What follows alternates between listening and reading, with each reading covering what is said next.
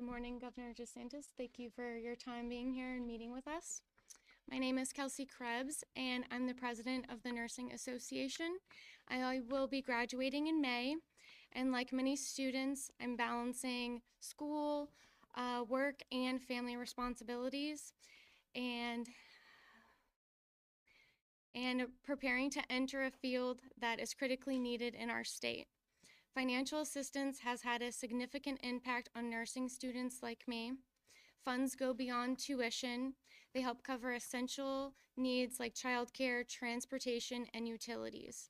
Without this support, many students are forced to take on loans or extra hours at work, which increase stress, burnout, and in some cases delay or prevent graduation altogether. Tuition assistance allows nursing students to focus on what truly matters, becoming a safe, competent nurse and ready to care for our community. When students are financially supported, they are more likely to complete their education on time and enter the workforce prepared and committed to staying in the profession. Financial assistance programs are essential, so we have the best resources and equipment for patient simulation, lab practice, and to build confidence and competence when we provide nursing care to real people. My inspiration for becoming a nurse started when I was younger, helping take care of my grandfather, and now watching my father go through cancer treatment. Nurses play a vital role during a person's most vulnerable moments, and it has strengthened my commitment to this profession and reinforced why access to education and why it matters. After graduation, I hope to work in the ICU or ER and continue my education to become a nurse practitioner. And investing in tuition assistance is an investment in our future in healthcare. Thank you for your time and considering the needs of nursing students across the state. Sure.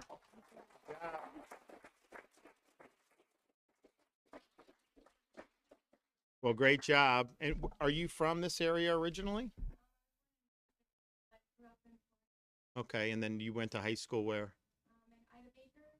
Okay, yeah. Okay, well, good.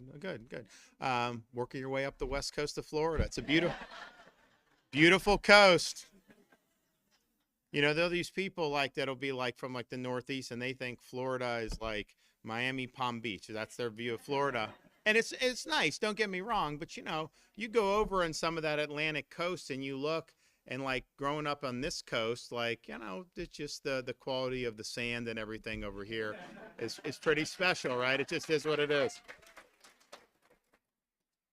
So we're excited about this. We're going to keep pushing. This is something that really makes a difference, and we've done other stuff to really expand, you know, key needs. I mean, we've done the commercial driver's license and the truck drivers. I mean, you know, the fact that California is sending these people who don't even speak English and can't read the roads, and we've seen really bad things. You know, we're doing it, you know, with our state colleges and doing that, and we've increased that tremendously, and on down the line, we've been able to do a lot of really good stuff. So I think there's a lot of good opportunities, particularly in certain things like, you know, they say technology can disrupt this or that. You know, you're always going to need someone to be a nurse. Like they can use technology to enhance their performance as a nurse, but you're never going to be able to adequately have like a robot doing that. It's just that there's human connection that's involved. You know, there's the empathy, the bedside manner, all that. That really matters to people when they're in, particularly when they're in critical situations, how they're cared for by those folks. So it makes a big difference, and I'm excited on that as well as these other things. So the momentum is real, and we're going to keep charging ahead. So okay, do we've got any questions back there? Governor, do you stand by your veto last session involving that would have given the state more oversight over nursing programs based on the comments you made? Oh, yeah, absolutely. That was a completely flawed bill. It was arbitrary in terms of like, you know, some of the jobs that people would get or not get, that somehow the nursing program would be held accountable. I'm not saying it was like poorly motivated. I mean, I think they were trying to get at something, but the way it would have actually worked would not have would not have done the trick. And so I know they're working on something going forward, and maybe they'll produce a better product. But I can tell you, any of the folks who've been involved with us in nursing, they were all opposed to the bill. No one thought it was going to be good. Governor, the Sarasota County School Board is discussing a resolution that would pledge their cooperation with ICE. Some critics are concerned that that would take a lot of law enforcement Well, first of all, Florida, we dealt with this at the beginning of last year when you had the incoming Trump administration. Our local and state will cooperate with the federal government. Now, the federal government makes decisions about how they want to apply their limited resources. I don't think that they have chosen to use resources in that manner. I think they focused on some worksite enforcement. I think they focused on obviously criminal aliens. And so you've seen that. But I don't think any governmental entity in Florida it can be a sanctuary jurisdiction. That's just not what we are. And you see what's happening some of these places. It's like, okay, we have elections in this country. People legislate laws on your behalf. You don't have to like it. In fact, you have the right to go out there and get new people in every 2 years in Congress, every 4 years for president. And what we had an election in 2024 on, I mean, there were a couple big issues, but one of them was we had 4 years of the border on the south being open. And millions of people flooded in this country illegally. And a lot of Americans didn't like that. And a lot of Americans wanted to see someone address that. And so candidate Donald Trump said as president, I'll tackle this, right? But I think what we're seeing in some of these jurisdictions who maybe voted the other way is, well, they don't want to see that. And so they think they're going to just go out there and disrupt some of this. We had a lady in Jacksonville that allegedly punched one of our state troopers. I'll tell you, you picked the wrong state to do that in. That ain't going to fly here. So I see that around the country, and you see different stuff. You see what's happening in Minnesota. You see what's happening in all these things. You have threats against people who are doing their job, and like everybody who wields state authority, federal, local, state. I mean, they need to be held accountable too. I mean, they've got to do the job correctly, and everyone should be held accountable accordingly. But to just be out there doing your job and having some paid activists dox you, try to incite threats against you, that's unacceptable. It's very, very dangerous. And so for Florida, we're cooperating with the enforcement of the immigration laws in this country. Now, again, that doesn't mean that a school district has to go out and do things that a federal doesn't believe in doing. I mean, it's obviously driven by federal policy. We're not going to inhibit it. We're not going to try to countermand it. And we will be there, to be helpful. So, I mean, obviously the best example of that is the apprehension, the processing, detention, and then removal of illegal aliens in Florida. We've now, I said in my State of the State a couple weeks ago, between state and local, we had almost 20,000 apprehensions since February, March of last year when I signed the legislation until the beginning of January. That's over and above everything DHS is doing. And so that's a real, I think, difference maker. And I'll tell you, under the Biden administration, we would have criminal aliens serve time in prison in Florida.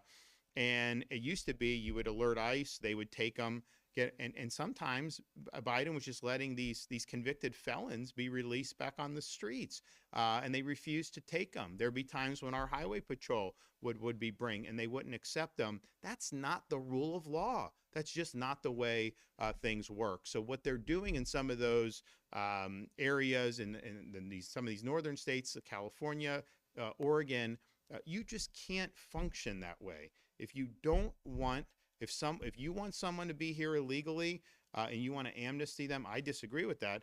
But you got to elect candidates who are going to do that. You can't just say, I just disagree, with the election results and I disagree with the law, so I'm going to take matters into my own hands. I don't think it doesn't work that way. And just think if the shoe was on the other foot. I mean, imagine if Florida was like saying, on some just routine statutes with a different administration. I think the posture would be a lot different from how you see, some of the static. I will say this, though. We've shown that cooperation can avoid a lot of the issues that you're seeing in some other parts of the country. I think when you have governors and locals that are trying to thwart, it's going to create friction. That's just the reality. So we've shown, that you could have smooth operations. But I do think that, physical securing of the border, huge. And yes, interior enforcement, 100%. We've done more on that than any state. But removing the incentives to be here illegally is the most powerful. So in Florida, you're ineligible for a driver's license. You can't get in-state tuition. They put that in like 10 years ago. We took that away. You did those things. We did E-Verify, but the legislature would only do up to 25 employees. So if you have less than 25 employees as a business, you don't have to do verification for eligibility to work. And so if the feds, and then the remittances, the Somali fraud you saw in Minnesota, they're sending remittances back for the proceeds of that to Somalia. Well, you can tax the remittances, or you can even not allow remittances unless somebody is legally has a right to be here, or you can do a combination of both.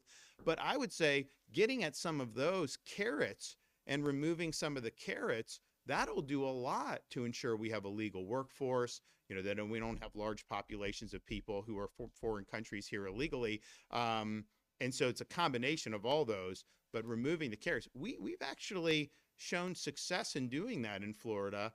They've even written, I mean, it's interesting, some of the more liberal publications, they're writing about it as it's like negative, like, oh, there's not as much money spent on healthcare because of, like, I think most taxpayers are glad to be saving money, right? I mean, isn't that what we want to do? But we've shown that can be successful, but a state cannot do what the federal government can do. I mean, the federal government they could stop the remittances to Somalia tomorrow. Congress could get that done so easily. And just think about it. The reason they're committing the fraud is because they want to send the money back. And so it would be a disincentive for fraud, and obviously a disincentive to come and be employed here in this country illegally. So that would be what I would do.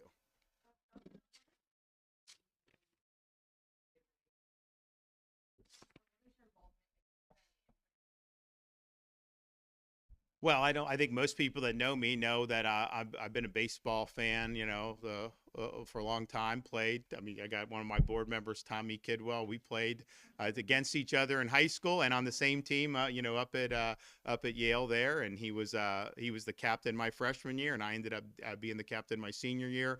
And so I'm a big believer. But it's interesting, I was not. By the time I left for high school, the Rays still hadn't started. They started their first season was the year I was gone. And then obviously I've done different things, Navy, all this other stuff. And so I've never been here with actual full season Major League Baseball. Obviously we have spring training. But I look and see the Tampa Bay Lightning, like they sell out. It's like an amazing thing. Me growing up, I didn't know very many hockey fans, right? Almost everyone I knew liked baseball on some level. So that tells me is baseball can succeed in the Tampa Bay area. I have no doubt it can succeed. You have a reservoir, you have millions of people, and there's a high affinity for baseball in this community, but I think it's got to be done. I think you got to have the right ownership. I think the Lightning showed, when Jeff Bennett came in, he did a lot of great things and really built that into a great organization.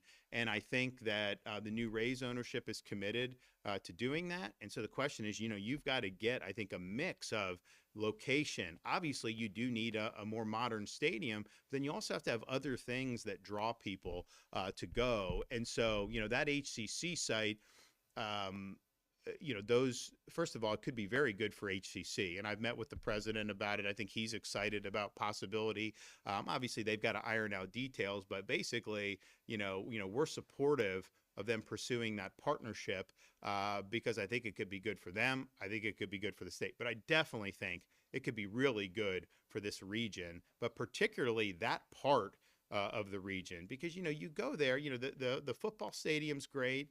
But it's like, it needs some love, I think, right? It needs some rejuvenation.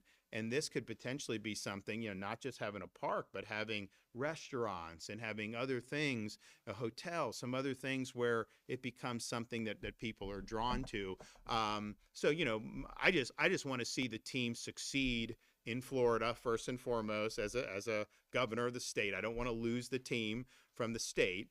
But then I also think, just as somebody that grew up in this area, the Tampa Bay area needs to be able to have the first chance to make this work. Because I know there's other parts of Florida that want it too. I mean, Orlando wants it. Disney would love to put it at the Wide World of Sports. Universal could put it close to their parks, other folks. So I do think there's a lot of interest, and they're trying to get an expansion team. So I think you see a lot of interest there. but I think that this is where the franchise was born, and I know, like, they tried to do something with Pinellas. Now they're gonna try something to do with Hill. I know there's a lot of irons in the fire, and they got to do, but I do think the right formula. I know this. I know it can succeed here, and I think that's good for the economy. I think it's good for the overall region and kind of camaraderie. It's good for kids to be able to have a franchise that you can really get behind and be excited about. I was just at the game yesterday, seeing some of the younger kids rooting for Indiana or rooting for Miami. We could definitely get that going here. I mean, I'm thinking, like, when I was growing up, we were Braves fans. Like, we didn't even have a team in Florida. We liked the Braves, and we liked the, Dunedin. We kind of liked the Blue Jays because that was the spring training thing, and they were winning the World Series in the early '90s. So you had all those different things that are going. But I think that I think the vision for what it would mean for HCC, because there's a lot of things that, quite frankly, need to be done there too with some of their facilities. Now I help with the one building that their kind of newest building. We did that under my tenure, and that's good. But some of the other stuff, really, I think is gotten older. So I think they've got kind of a shared vision that could potentially be very, very good. But ultimately, I want to just see this be a successful enterprise in one way or another. And my position on all this has always been the same in terms of what we do at the state level. Like, we don't from our coffers we're going to help finance a stadium or whatever. It's just not what the state of Florida done. That's been our policy for a long time. I mean, I know local communities can work that out differently if they see fit, but if we can be helpful and kind of facilitating some of this. For example, we have a facility on that property, the Department of Juvenile Justice. They've been planning to leave for a long time, so they are going to leave that area. So that could open up, some stuff for HCC or for some of this. So there's a lot of different things. We could also help with infrastructure so that we don't have bad traffic jams getting in. And so we've done that for a variety of different things. I mean, heck, we did getting off in an interchange in Ocala. They're going to put a Buc-ee's there and other stuff, but Buc-ee's can cause a big traffic backup, and so we're doing that, and that's a great thing to do. It's fine. We have Buc-ee's in Ocala, Tallahassee. We have Buc-ee's in, and then there's going to be one in Charlotte County. Those three, and I think maybe one more is on the horizon. Some people were telling me about this or that. So, you're going to potentially see that more on this side of the state. So we'll see, how it works out. But I definitely think that there should be reason for optimism for people that like baseball in this community and want to see the race, because they've produced some good players over the years. They've developed some good talent. It's a question of baseball's going through a period where you kind of have. You have Goliath, the Los Angeles Dodgers, who can just spend and spend. You've got a handful of other teams who can also spend way above and beyond what others. Then maybe one more, and then you get down to kind of the lower rung, the markets that haven't generated as much. If you're drawing 15,000 fans a game, it's going to be tough to be where you need to be. You can start drawing 25,000. Or even you could draw 25,000 in this area with the right circumstances, right? It's got to be a good location, it's got to be a good venue, it's got to have some stuff to draw. But if you're starting to do that, well, then all of a sudden, the viability of everything really goes up. And I know this is going to be an issue in terms of Rays and where they end up, but then also just you're going to have the 26th season. And then, there's going to be a collision course in Major League Baseball with the labor situation. And a lot of people are assuming that there's going to be a pretty lengthy lockout. I don't know if that's true or not. I mean, I do remember as a kid when they did that in '94, that had a lot of problems, I think, for stopping some of the momentum. Took them some years to kind of get back going. So we'll see how that is. But certainly the economics of the game is just a little bit different than you see in some of the other major sports. And not that it's not really a small market anymore. I mean, we've got, in just the Tampa Bay media market, it's expensive. I can tell you that. I've bought ads here running for governor. You've got millions of people that are within, however long, however distance. But it's just, there's a lot to do in Florida. There's a lot of other pursuits. Same thing they're having in Miami. You know, they built the stadium. It's nice. But there's just a lot of other pursuits. Whereas I think some of the areas, it's like, you know, that's the thing that people want to do, especially come summertime, and that's that. So there's all these just different factors, but I think it can succeed. And you know, I know that they've looked at a bunch of different things, but I think we should be optimistic about it, and I think it'd be good for this community.